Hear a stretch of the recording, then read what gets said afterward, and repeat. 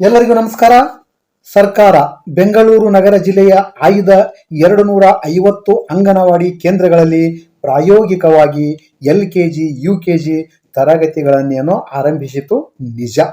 ಆದರೆ ಇದು ಅಂಗನವಾಡಿ ಕಾರ್ಯಕರ್ತೆಯರು ಮತ್ತು ಸಹಾಯಕಿಯರ ಬಹುದಿನಗಳ ಬೇಡಿಕೆಗಳನ್ನು ಈಡೇರಿಸಿತಾ ಅಂತಕ್ಕಂಥ ಹಲವಾರು ಪ್ರಶ್ನೆಗಳು ಮತ್ತೆ ಉದ್ಭವಿಸಲಾರಂಭಿಸಿವೆ. ಮುಖ್ಯಮಂತ್ರಿ ಸಿದ್ದರಾಮಯ್ಯ ಅವರ ನೇತೃತ್ವದಲ್ಲಿ ನಡೆದ ಸಭೆಯ ನಿರ್ಣಯದ ಪ್ರಕಾರ LKG UKG ತರಗತಿಗಳು ಆರಂಭ ಆಗಿಲ್ಲ. ಮಹಿಳಾ ಮತ್ತು ಮಕ್ಕಳ ಅಭಿವೃದ್ಧಿ ಇಲಾಖೆ ಸಚಿವೆ ಲಕ್ಷ್ಮೀ ಹೆಬ್ಬಾಳ್ಕರ್ ಅವರು ಈ ವಿಚಾರದಲ್ಲಿ ಯಾಕೆ ಆತುರವನ್ನ ತೋರಿದರೋ ಅರ್ಥ ಆಗ್ತಾ ಇಲ್ಲ. ಅಂಗನವಾಡಿ ಕಾರ್ಯಕರ್ತೆಯರ ಬಗೆಹರಿಯದ ಸಾಕಷ್ಟು ಸಮಸ್ಯೆಗಳಿವೆ. ಅವುಗಳ ಬಗ್ಗೆ ಸರ್ಕಾರ ಯಾಕೆ ಗಮನ ಹರಿಸ್ತಾ ಇಲ್ಲ ಎಂದು 2024 ಆಗಸ್ಟ್ 3 ಶನಿವಾರದಂದು ನಡೆದ ಅಂಗನವಾಡಿ ಸಂಘಟನೆಗಳ ಸಂಯುಕ್ತ ಸಂಘರ್ಷ ಸಮಿತಿಯು ತೀವ್ರ ಆಕ್ರೋಶವನ್ನ ವ್ಯಕ್ತಪಡಿಸಿತು. ರಾಜ್ಯದ ಅಂಗನವಾಡಿ ಕೇಂದ್ರಗಳಲ್ಲಿ LKG UKG ಆರಂಭಿಸುವ ಕುರಿತು ತಕ್ಷಣವೇ ತಜ್ಞರ ಸಮಿತಿಯನ್ನ ರಚನೆ ಮಾಡಬೇಕು.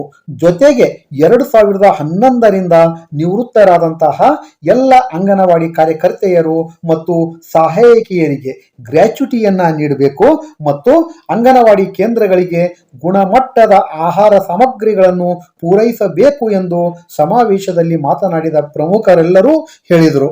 ಅಷ್ಟೇ ಅಲ್ಲ, ಸರ್ಕಾರ ತಮ್ಮ ಇವೆಲ್ಲ ಬೇಡಿಕೆಗಳನ್ನು ಈಡೇರಿಸದೆ ಹೋದರೆ 2024 ಸೆಪ್ಟೆಂಬರ್ 19ರಂದು ಬೆಂಗಳೂರಿನ ಫ್ರೀಡಂ ಪಾರ್ಕಿನಲ್ಲಿ ಬೃಹತ್ ಪ್ರತಿಭಟನೆಯನ್ನ ನಡೆಸುವ ಎಚ್ಚರಿಕೆಯನ್ನು ಕೂಡ ಅವರು ನೀಡಿದರು.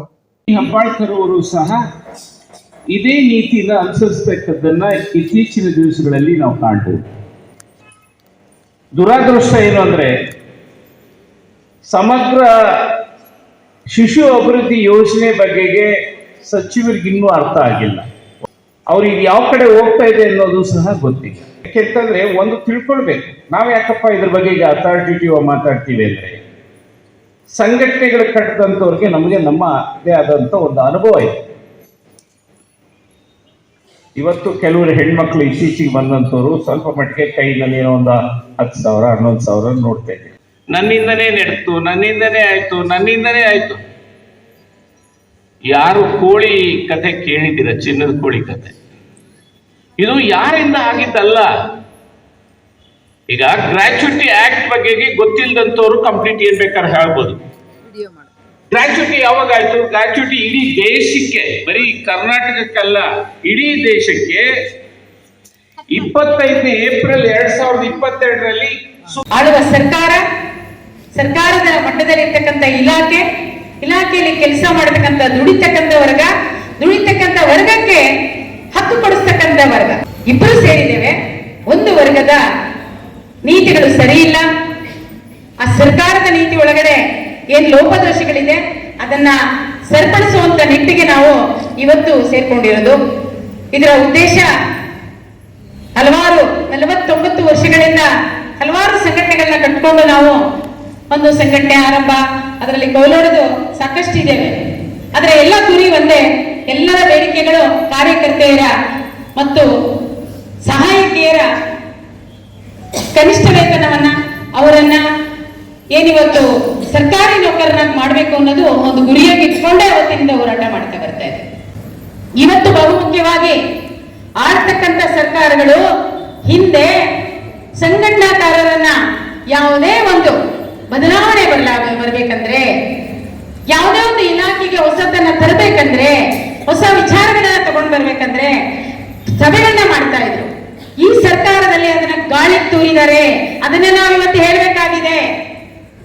ಇವತ್ತು 1 ವರ್ಷಗಳಿಂದ 1.5 ವರ್ಷ ಆದ್ರೂ ಕೂಡ ಎಲ್ಲಾ ಸಂಘಟನಾಕಾರರನ್ನ ಕರೆದು ಯಾವುದೇ ನಮ್ಮ ಇಲಾಖಾ ಮಂತ್ರಿಗಳು ಸಭೆ ಮಾಡ್ತಾ ಇದ್ರು.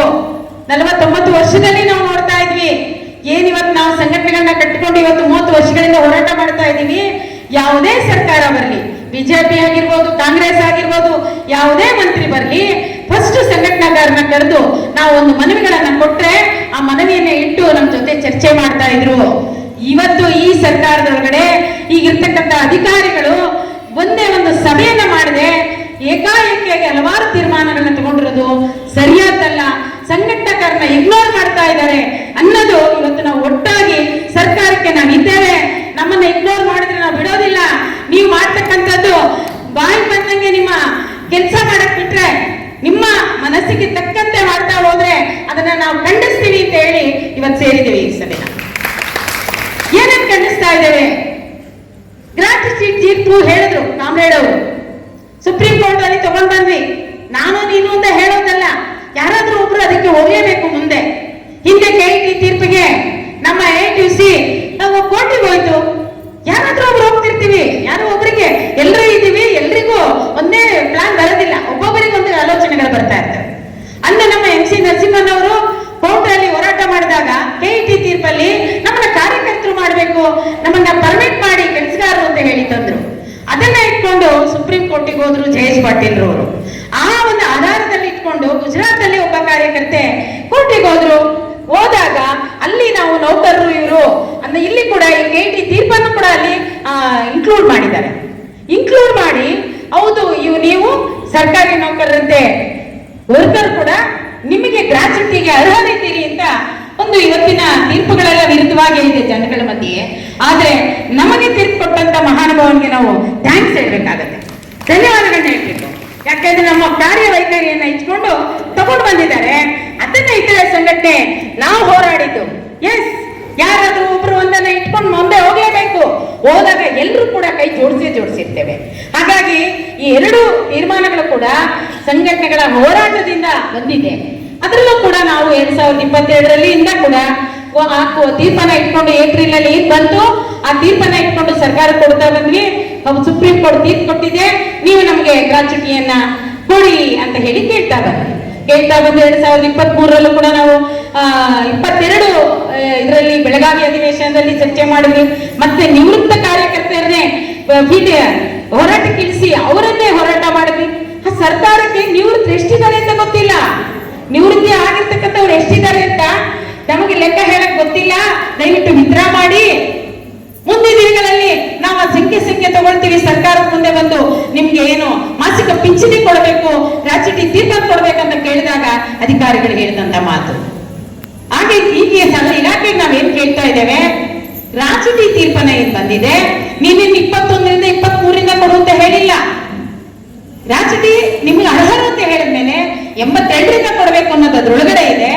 ಇವತ್ತು ಇವ್ರಿಗೆ ಮಾತ್ರ ಕೊಡ್ತೀವಿ ಅಂತ ಹೇಳಿ ಏನು ಹೋರಾಟಕ್ಕೆ ಕೂತ್ಕೊಂಡ್ರೆ ನಾವೆಲ್ಲರೂ ಕೂಡ ನಿಮ್ಮನ್ನ ನೀವು ಒಂದ್ ರೀತಿ ನಿಮಗೆ ಹೇಳದನ್ನ ನಾವು ಹೇಳದನ್ನ ನಿಮಗೆ, ನೀವು ಹೇಳದನ್ನ ನಾವು ತಗೊಳ್ತೇವೆ. ಎಲ್ಲರೂ ಒಂದು ಹೋರಾಟವನ್ನು ರೂಪಿಸ್ತೇವೆ. ಇಲ್ಲಿ ಬಂದಾಗ ಏನಾದ್ರೂ ಒಂದು ಪಡ್ಕೊಳ್ಬೇಕು ಅನ್ನೋದು ನಮ್ಮ ಗುರಿ ಆಗಿರುತ್ತೆ. ಹೋರಾಟದಲ್ಲಿ ಏನಾದ್ರೂ ಪಡ್ಕೋಬೇಕು ಅನ್ನೋದು ಗುರಿ, ಹೌದಲ್ಲ? ಆ ನಿಟ್ಟಿನೊಳಗಡೆ ಅವತ್ತಿನ ಸರ್ಕಾರಗಳು ಹೋರಾಟಕ್ಕೆ ಕೂತಾಗ BJP ಸರ್ಕಾರ 1-4-23 ಅಂತ ತಗೊಂಡು ಬಂದಿದೆ. ಅದನ್ನ ನಾವು ಅವತ್ತು ಕೇಳಿದ್ವಿ, 1-4-23 ಅಲ್ಲ, ಹಿಂದಿನವ್ರು ಕೊಡ್ಬೇಕಂತ ಕೇಳ್ತಾನೆ ಇದೀವಿ. ಹೋರಾಟಗಳು ಮಾಡಿದಾಗಿಲ್ಲ, ಕೊಡ್ತಾನೆ ಇದೀವಿ, ಮನವಿ ಕೊಟ್ಟು ಮಾತಾಡ್ತಾನೆ ಇದೀವಿ. ಇದಕ್ಕೆ ಹಣ ಬಿಡುಗಡೆ ಮಾಡ್ತಾ ಇದ್ದೀರಿ, ಹಿಂದಿನವ್ರಿಗೂ ಕೊಡ್ಲೇಬೇಕು ಅನ್ನೋದು ಮಹತ್ತರವಾದ ಹೋರಾಟದ ಹಾದಿ ಈಗ. ಯಾಕೆಂದ್ರೆ ಈ ತೀರ್ಪನ್ನು ತಿದ್ದುಪಡಿ ಮಾಡಿ ಅಂತ ಹೇಳ್ತಾ ಇದೀವಿ. ಬೇರೆ ಸಂಘಟನೆಯವರು ಅದನ್ನ ಮಿಸ್ಗೈಡ್ ಮಾಡ್ತಾ ಇದ್ದಾರೆ, ವಾಟ್ಸ್ಆಪ್ ಗ್ರೂಪ್ಗಳಲ್ಲಿ ಬಿಡ್ತಾ ಇದ್ದಾರೆ, ಇದನ್ನ ತಂದನ್ನ ಧಿಕ್ಕರಿಸ್ತಾ ಇದ್ದಾರೆ, ವಾಪಸ್ ಹೋಗುತ್ತೆ ಅಂತ. ವಾಪಸ್ ಹೋಗಕ್ ಸಾಧ್ಯನೇ ಇಲ್ಲ. ನಾವ್ಯಾರು ಕೂಡ ಕಿವಿಗೆ ಹೂ ಮುಟ್ಕೊಳ್ಳೋದು ಬೇಡ. ನಾವು ಸರ್ಕಾರಕ್ಕೆ ಹೇಳ್ತಾ ಇದ್ದೇವೆ, ಅಣ್ಣ BJP ಸರ್ಕಾರ 1-4-23 ಅಂತ ಮಾಡಿದ್ದು, ನೀವೀಗ ಹಿಂದಿನವ್ರಿಗೆ ಕೊಟ್ಟು ಪುಣ್ಯ ಕಟ್ಕೊಳ್ಳೋಣ ಅಂತ ಹೇಳ್ಬೇಕಾಗಿದೆ, ಹೌದಲ್ಲ? ಹಿಂದಿನವ್ರು ಕೊಟ್ಟು ಮಾಡಿ, ಹಿಂದಿನವ್ರದ್ದು ಜಾರಿ ಮಾಡಿ, ತಿದ್ದುಪಡಿ ಮಾಡಿ ಅಂತ ಕೇಳ್ತಾ ಇದ್ದೀವಿ ನಾವು. 6 ಸಂಘಟನೆಯವರು ಇವತ್ತು ಕೂತ್ಕೊಂಡು ತಿದ್ದುಪಡಿ ಮಾಡಿ ಹಿಂದಿನವರಿಗೆ ಅಂತ ಮಾಡಿ ಹೊರಡಿಸಿ ಅಂತ ಕೇಳ್ತಾ ಇದ್ದೇವೆ. ಇದನ್ನು ವಾಪಸ್ ತಗೊಳ್ಳಿ ಅಂತ ನಾವು ಮಾಡ್ತಾ ಇಲ್ಲ, ವಾಪಸ್ ಹೋಗೋಕ್ಕೆ ಬಿಡಕ್ಕೂ ಸಾಧ್ಯ ಇಲ್ಲ. ಹಾಗೆ ಮತ್ತೆ LKG UKG ಬಗ್ಗೆ ಬಂದ್ರು. LKG UKG ಬಗ್ಗೆ ಏನಿದೆ, ನಾವು ಶಾಲಾ ಪೂರ್ವ ಶಿಕ್ಷಣವನ್ನ ತಮ್ಗೆಲ್ಲ ಗೊತ್ತಿದೆ. ನಮ್ಮ ಮುಂದೆ ಇರ್ತಕ್ಕಂಥ ಮಕ್ಕಳು ಬಡವರ ಮಕ್ಕಳು, ಕೂಲಿ ಕಾರ್ಮಿಕರ ಮಕ್ಕಳು, ಅವರ ಮಕ್ಕಳು ವಂಚಿತರಾಗಬಾರ್ದು, ಅವರು ಅಪೌಷ್ಟಿಕತೆ ವಂಚಿತರಾಗಬಾರ್ದು, ಆಹಾರದಿಂದ ವಂಚಿತರಾಗಬಾರ್ದು ಅನ್ನೋದು ಈ ಇಲಾಖೆಯ ದೃಷ್ಟಿ. ICDS ಯೋಜನೆಯಲ್ಲಿ ಇರ್ತಕ್ಕಂಥ 6 ಸೇವೆಗಳನ್ನ ಇವತ್ತು ದೇಶ ಮಟ್ಟದಲ್ಲಿ ತಂದದ್ದು ಯಾಕೆಂದ್ರೆ ಮಾನವ ಸಂಪನ್ಮೂಲವನ್ನ ಅಪೌಷ್ಟಿಕತೆಯಿಂದ ಹೋಗಲಾಡಿಸ್ಬೇಕು, ಅಂಗವಿಕಲತೆಯನ್ನು ಹೋಗಲಾಡಿಸ್ಬೇಕು, ಗರ್ಭಿಣಿ ಬಾಣಂತಿಯರ ಮರಣವನ್ನ ಕಡಿಮೆ ಮಾಡಬೇಕು. ಈ ಎಲ್ಲ ಕೆಲಸವನ್ನು ನಾವು ಮಾಡಲಿಕ್ಕೆ ಕೇಂದ್ರ ಸರ್ಕಾರ ತಗೊಂಡು ಬಂದಂತ ಯೋಜನೆ. ಆದ್ರೆ ಇದು ಉತ್ತಮವಾಗಿದೆ, ಅದ್ಭುತವಾದಂಥದ್ದು. ಈ ಒಂದು ಕಾರ್ಯಕ್ರಮ ಚೆನ್ನಾಗಿ ನಡೀತಿದೆ ಅಂತ ಹೇಳಿ 49 ವರ್ಷ ಯೋಜನೆಯನ್ನ ಅನ್ನೋದನ್ನ ತೆಗಿಬೇಕು ಅಂತ ಇವತ್ತು ಸರ್ಕಾರಕ್ಕೆ ಹೇಳ್ತಾ ಇದ್ದೀವಿ. ನಮ್ಮನ್ನ ಸರ್ಕಾರಿ ನೌಕರರಿಗೆ ಮಾಡಿ ಅಂತ ಯಾಕೆ ಹೇಳ್ತಾ ಇದೀವಿ ಅಂದ್ರೆ, ಗೌರವಧನ ಅನ್ನೋದನ್ನ ತೆಗೀರಿ. ನಾವು 49 ವರ್ಷ ಆಗಿದೆ ಆಲ್ರೆಡಿ, ನಾವು ಯೋಜನೆ ಅಲ್ಲ ಅಂತ ಇವತ್ತು ಕೇಳ್ತಾ ಇದ್ದೇವೆ. ಆದ್ರೆ ಈ ಸರ್ಕಾರಗಳು ಕೇಂದ್ರ ಸರ್ಕಾರ ಅಂತ ಹೇಳ್ತಾ ಇದೆ. ಇವತ್ತು ಆಳ್ತಕ್ಕಂಥ ಕೇಂದ್ರ ಸರ್ಕಾರದಲ್ಲಿ ನಮ್ಮ ಬಗ್ಗೆ ಚಿಂತೆ ಮಾಡೋರು ಕೂತಿದ್ದಾರೆ ಅಂತ ಅನ್ಕೊಂಡಿದ್ದೀರಾ? ಕಳೆದ ಸಭೆಯಲ್ಲೇ ನಾವು ಹೇಳಿದ್ವಿ, ಗೌರವಧನ ಅಂತ ಪದ ಬದಲಿಸಿ ಅದು ವೇತನ ಅಂತೇಳಿ ಮಾಡಿ ಅಂತೇಳಿ ನಾವು ಸೆಕ್ರೆಟರಿ ಅವರ ಸಭೆಯಲ್ಲೂ ಕೂಡ ಹೇಳಿದ್ವಿ. ಅವರು ಕೂಡ ಅದು ಬದಲಾವಣೆ ಮಾಡ್ತೀವಿ ಅಂತೇಳಿ ಹೇಳಿದ್ದಾರೆ. ಆದರೆ ಆ ಮೀಟಿಂಗಿನ ಏನು ತಾತ್ಪರ್ಯ ನನಗೆ ಬರಬೇಕಾಗಿತ್ತು, ಇನ್ನೂ ಬಂದಿಲ್ಲ.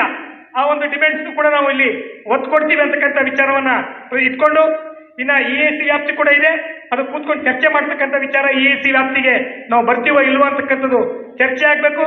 ಹಾಗೆ TA DA ಪ್ರಭಾರ ಭತ್ಯೆ ಹೆಚ್ಚಳ ಮಾಡಬೇಕು ಅಂತಕ್ಕಂಥದ್ದಿದೆ, ಅದು ಕೂಡ ಇದರಲ್ಲಿ ಸೇರಿಸ್ಕೊಳ್ತೀವಿ.